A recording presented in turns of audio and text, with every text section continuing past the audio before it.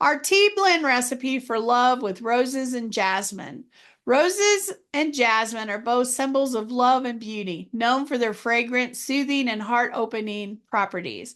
This tea blend combines the sweet floral notes of rose and jasmine with other complementary herbs to create a calming, romantic, nurturing cup of tea that can help foster feelings of love, connection, and relaxation. You'll need 1 tablespoon of dry rose petals, 1 teaspoon of dry jasmine flower, 1 teaspoon of dry hibiscus flowers, a half a teaspoon of dried lavender flowers, a half a teaspoon of dried lemon balm, 1 to 2 slices of fresh lemon, and this is optional.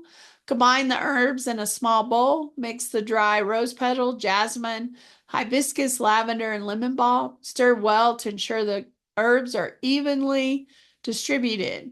Place 1 to 2 teaspoons of the herbal blend into a tea infuser or tea bag. You can adjust the amount depending on how strong you want the flavor.